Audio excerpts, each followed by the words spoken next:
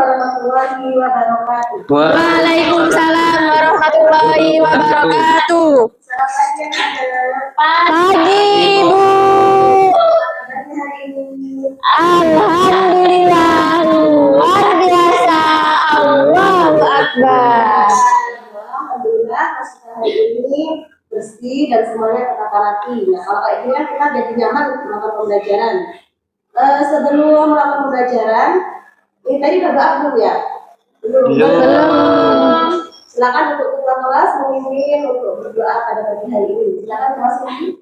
Baik, teman-teman sekalian, sebelum kita belajar, marilah kita berdoa bersama. Berdoa dimulai. Bismillahirrahmanirrahim. Rabbi sholli sadri wa yassirli amri wahlul 'uqdatam min lisani yafqahu qawli. Rabbi zidni ilma warzuqni fahma. Amin ya rabbal alamin. Kita pelajaran dulu ya. Hari ini siapa yang berangkat? April Ibu. Sakit ya? Iya Bu, sakit. Kita doakan agar April cepat sembuh dan bisa mengikuti pembelajaran seperti semula. Amin. Kok ibu lihat kok ada yang ngantuk, ada yang ngobrol sendiri ya tadi ya? Iya. Wajahnya ada yang males, belum makan pagi. Ayo semuanya berdiri, kita berdiri dulu biar semangat. Pasti di TK, di SD sudah pernah belajar kan bagaimana SDG untuk semangat itu? Sudah Ibu. Ayo kita mulai dulu. Tepuk semangat. Semangat.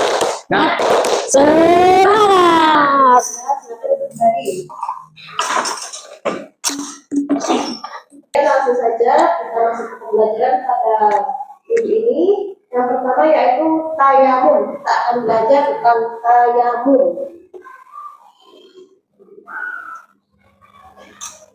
Apa aja sih yang dibahas dalam tayamum?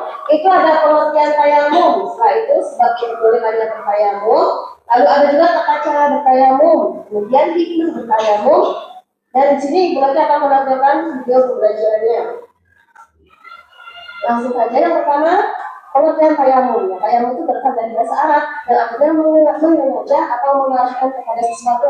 Secara istilah, tayamum adalah bersuci menggunakan debu atau tanah yang suci dengan cara mengusapkannya ke wajah dan kedua tangan sebagai pengganti wudu atau mandi wajib.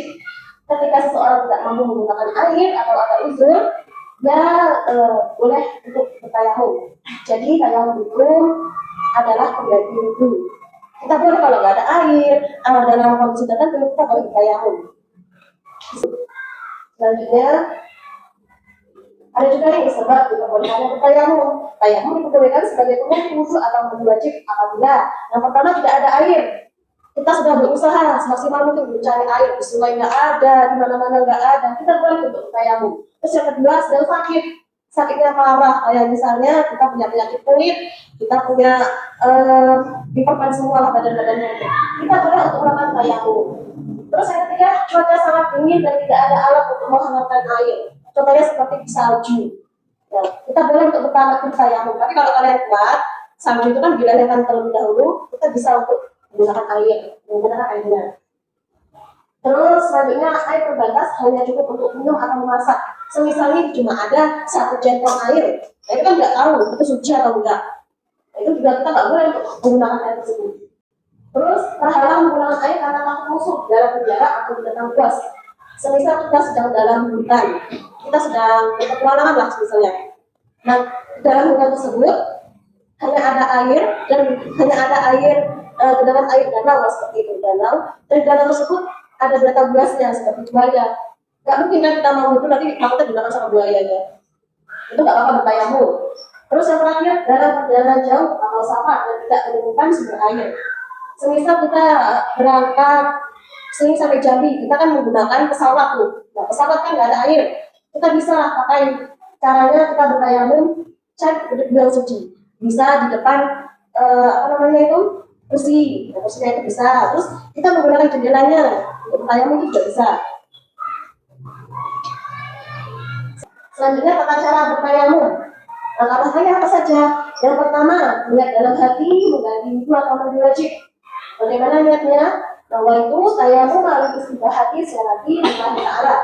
Coba ibu mau dengar Nuzul untuk membacakan niat tayammum. Bismillahirrahmanirrahim. Nawaitu tayammum istibahati sholati lillahi ta'ala. Yang artinya aku berniat bertayammum agar menunaikan sholat karena Allah Ta'ala. Yang kedua, aku berdua telapak tangan ke debu atau tangan yang suci. Cukup satu kali aja kalau itu. Kalau dua kali tadi betul semua badannya.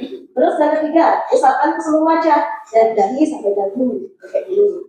Terus diulangi lagi, cukup satu kali. Terus yang nomor 4, tekuk kembali kedua telapak tangan ke debu.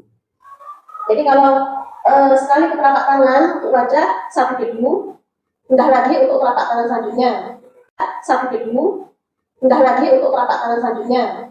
Terus yang kelima, usap tangan kanan dengan telapak tangan kiri hingga pergelangan. Ya, seperti ini, usap terus lagi gitu ya.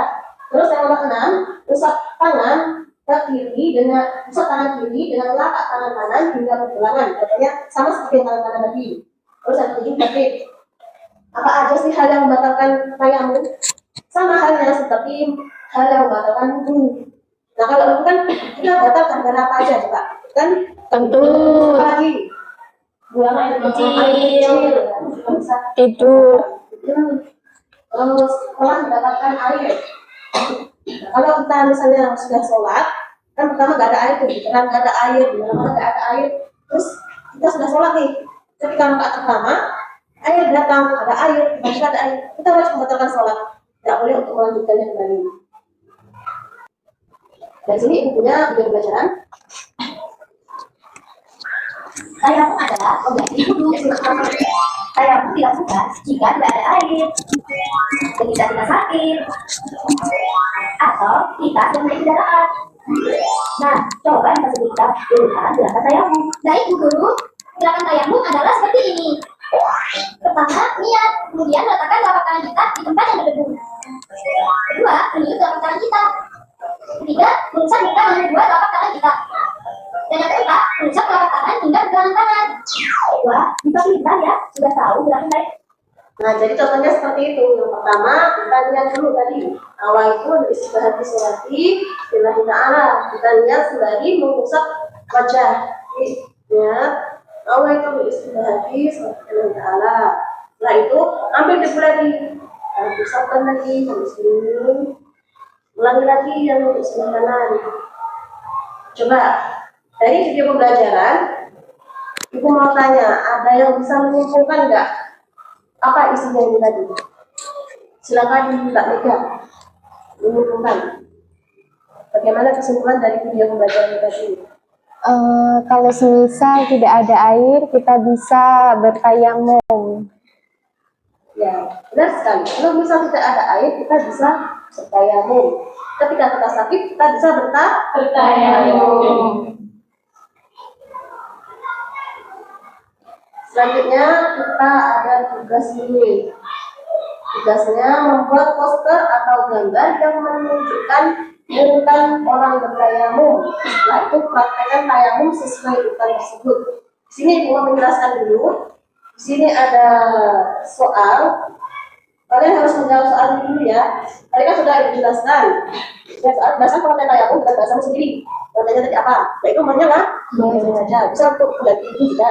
Terus yang kedua, sebutkan minimal 3 kondisi yang diperbolehkan secara seseorang melakukan tayamum. Kondisi tadi tidak ada air, terus sakit. Ya, terus selanjutnya praktekkan tata cara bertayamum di depan kelas. Di sini Ibu mau bagi 3 kelompok. Nah, di dalam 3 kelompok itu satu kelompok terdiri atas 3 orang. Silakan Mbak Mega, Mbak Sally, Mbak Ana satu kelompok untuk kelompok pertama. Mbak Nuzul, Mbak Novi sama Mbak Astri kelompok kedua. Lalu Mas Riki sama Mbak Desi kelompok ketiga. Apa ya kedua ya? Ya, Ibu beri waktu 5 menit untuk menjawabnya.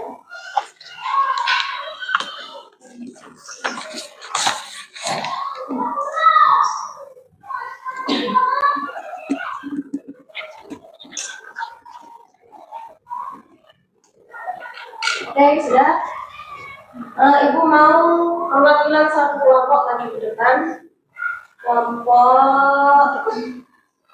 Kelompoknya Mbak Nuzul. Silakan maju ke depan.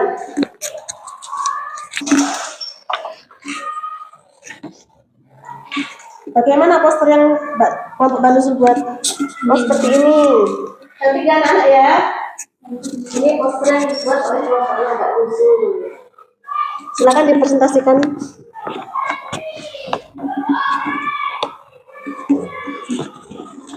Dimulai dari 2 pertanyaan terlebih dahulu. Silakan ada 2 pertanyaan.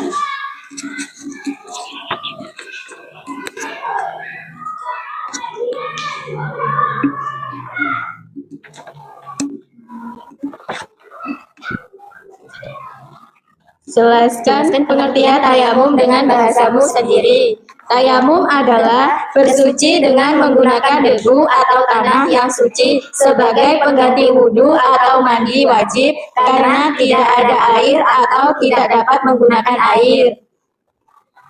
2. Sebutkan minimal 3 kondisi yang memperbolehkan seseorang melakukan tayamum.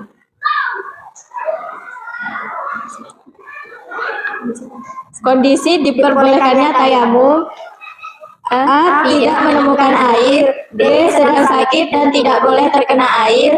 C. Air sangat terbatas dan lebih dibutuhkan untuk kebutuhan lain, misalnya minum. Silakan interpretasikan tata cara tayamumnya. Ada satu orang yang melakukan tata caranya, satu orang lagi menjelaskannya.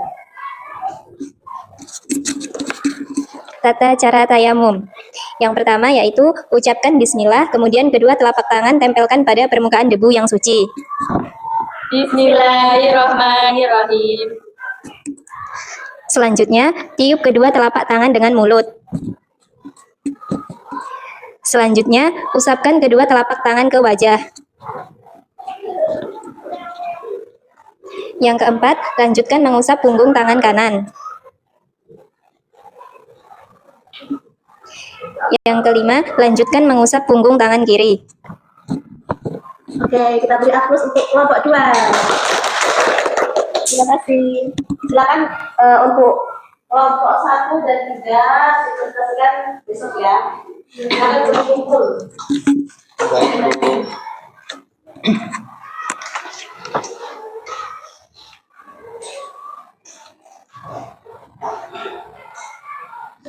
Jadi caranya tadi seperti itu. Selanjutnya, coba siapa yang berani untuk menceritakan perasaan kalian dan dapat menunjukkan tadi bahwa sudah mengetahui bahwa ada cara untuk melakukan pengganti itu, yaitu bertayamum. Siapa yang berani? Tunjuk aja ya. Mas Riki, ayo tunjuk depan untuk menceritakan perasaannya. Bagaimana? Silakan menceritakan.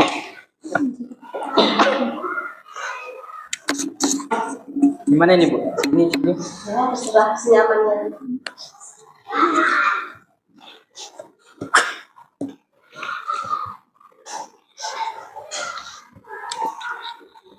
Baik, jadi tentunya perasaan kami setelah mempelajari materi tayamum ini, kami sangat senang karena kami bisa mendapatkan pengetahuan baru, yaitu tentang tata cara bertayamum. Tentunya seperti yang kita ketahui tadi, tayamum merupakan salah satu perbuatan yang disengaja untuk mengganti wudhu ketika tidak ada air ataupun ada air tetapi jumlahnya sedikit. Dan juga faktor lainnya yaitu seperti kita sedang sakit, sedang dalam perjalanan maupun lainnya. Mungkin seperti itu, Bu. Karena Mas Riki sudah berani untuk maju ke depan menceritakan perasaannya, itu mau kasih juga sih Mas Riki. Kita lihat. Terima kasih. Sudah, Bu.